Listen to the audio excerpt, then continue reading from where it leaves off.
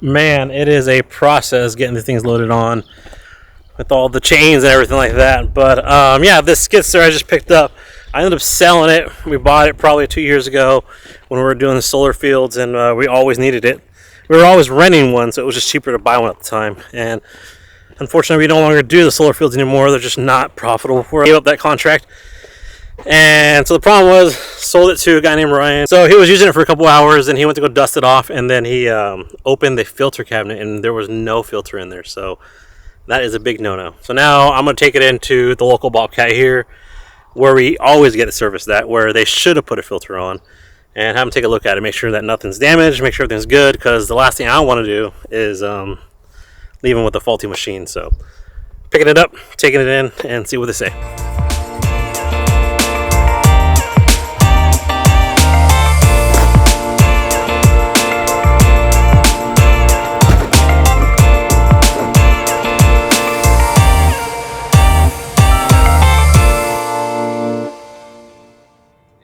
All right, dropped the machine off here at the Bobcat of Salem. Talked to the gentleman, as you saw there. He came out and talked to me, and he actually remembers working on the machine, letting the office know that there was no filters in it.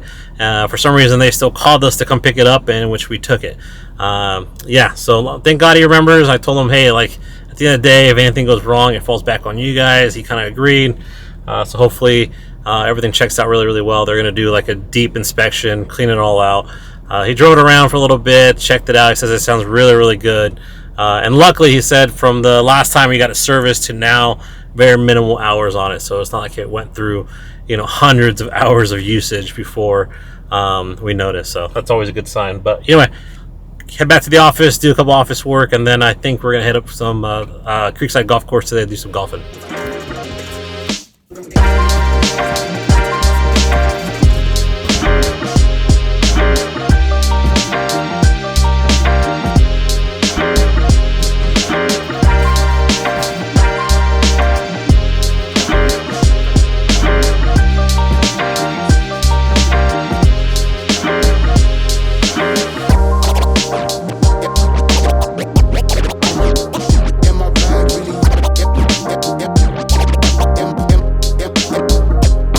All right, so my buddy Antonio is working on a massive roof replacement right now here in town.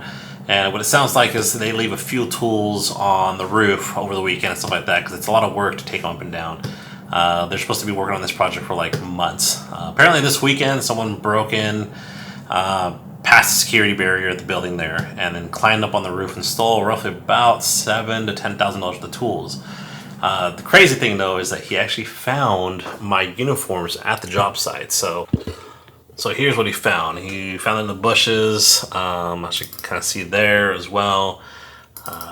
There. And then, yeah, so this is my company uniform, which I haven't handed these out since last summer. But, yeah, there's a kind of a screenshot of the guy on camera, and I can't tell if he's wearing a sleeveless shirt or if he's actually wearing my company shirt. So, kind of concerning. I sent that out to the company.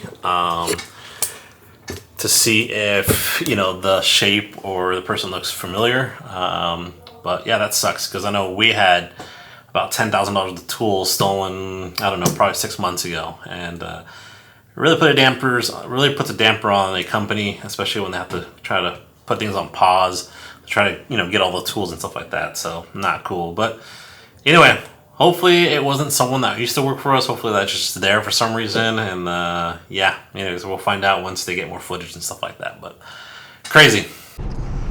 Oh man, it is warm. I just got done with the office and all that jazz today. I'm heading home now. The wife and I are going to go golfing here shortly. But let me kind of share a little information about me and who I am and what I do. My name is Eddie. I own a fencing and decking company here in Salem, Oregon. I tried to do this whole content creation thing at the beginning of the year, but unfortunately life got busy, business got busy, just kind of put that on the back burner and sat there till now. Okay, now trying to get this motivation to start posting again. But my name is Eddie. Once again, I own a fencing company here in Salem. We're going on 8 years in business this August, which is cool. Kind of my background experience is, prior to starting this company, I had no construction background when it comes to building. Okay, so I could not build or build a fence or a deck to save my life. Okay, I had nothing but sales experience. So before starting the company, I worked at another fencing and decking company as one of their sales reps. I'm surprised they hired me because I had no experience in construction. It's funny because one of the interview questions was like, hey, what's the true dimension of a 4x4? And I literally said, what is a 4x4? I don't even know what a 4x4 is. And then all this other jazz. But luckily, they accepted me. They saw that I was a good salesman. I did a decent job for them. And then prior to that fencing and decking job, I worked at Verizon Wireless for about 7 years, selling cell phones at a mall and kiosks and all those other places. So I had a lot of sales experience because my sales experience started back from when I graduated high school. I worked at Cricket, I did storage facilities, all this other jazz. So sales experience, I had that, okay? So worked at a fencing and decking company for about 6 to 8 months. I was there and I was like, man, these guys are making a good amount of money, because I got to see what they were charging, what the material costs and all that stuff was. And I was like, you know what, I'm gonna give it a shot, right? So I ended up quitting there, and unfortunately I signed a non-compete contract with them for a 1 year. So that means once I left their company, I could not start a fencing or decking company, and I cannot go work for another fencing and decking company, which, I mean, that in court probably won't hold up, but starting my own might have, and I just didn't want to take that chance where it might have held up, or it would have cost me a lot of money to just try to fight that in court. So what I ended up doing is just went to go work at a company installing automatic pool covers. So they're just pool covers that go over pools.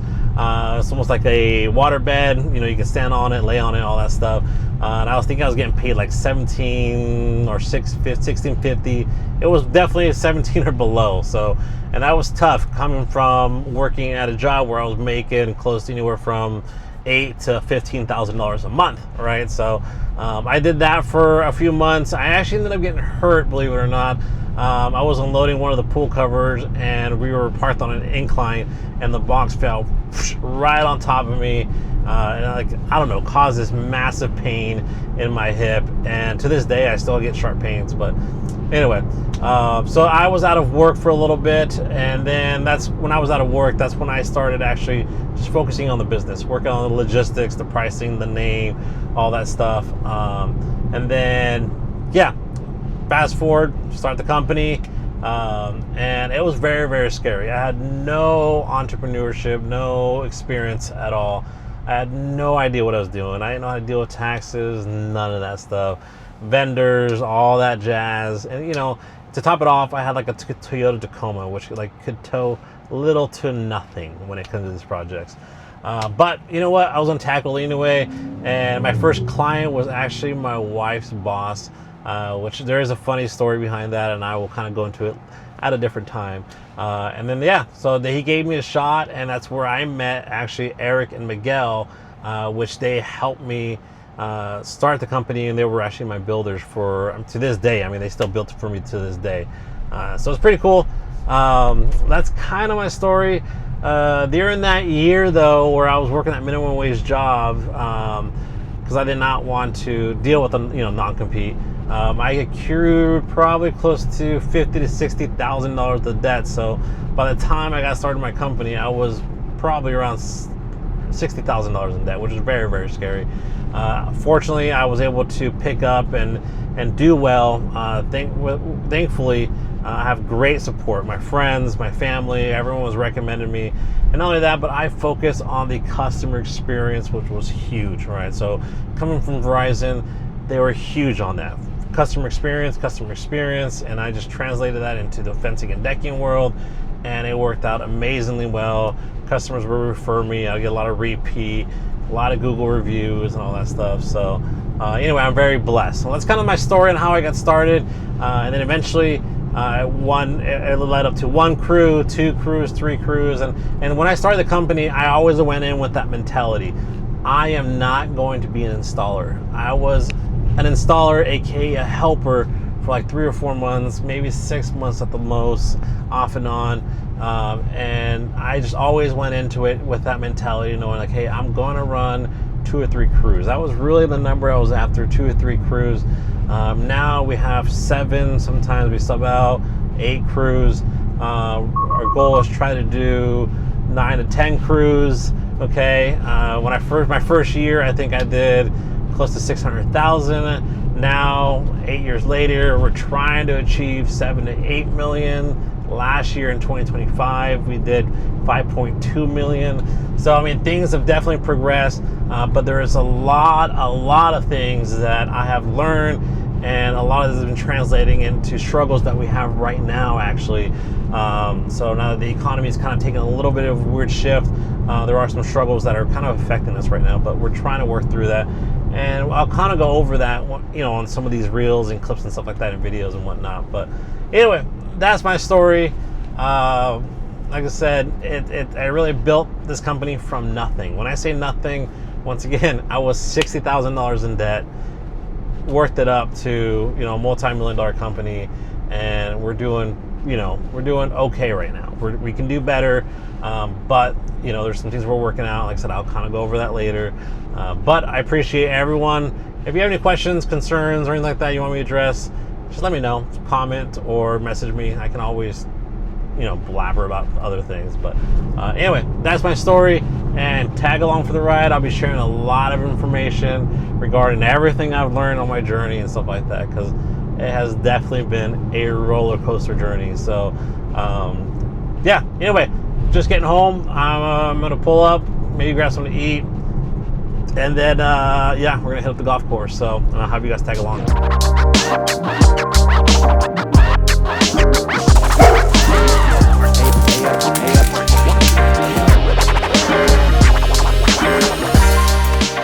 So Maria and I ended up golfing, but we didn't film anything. Unfortunately, we were like 20 minutes late to our tee time, so we had to partner up with another couple. And there was this gentleman named Pete, which I've golfed with, I think I've golfed with twice. And yeah, he's a little hard to get along with. He's very much by the book, and I'm just there to have fun. So twice we've called it off early. So I was trying to be respectful, not take a long time, and record and all that stuff. So we actually ended up finishing a 9 today, which was really good. Maria actually played pretty decent, and yeah. Anyway, here's Copper, about to throw up. I'm not sure why he does this, but he eats those shrubs over there and then ends up throwing up.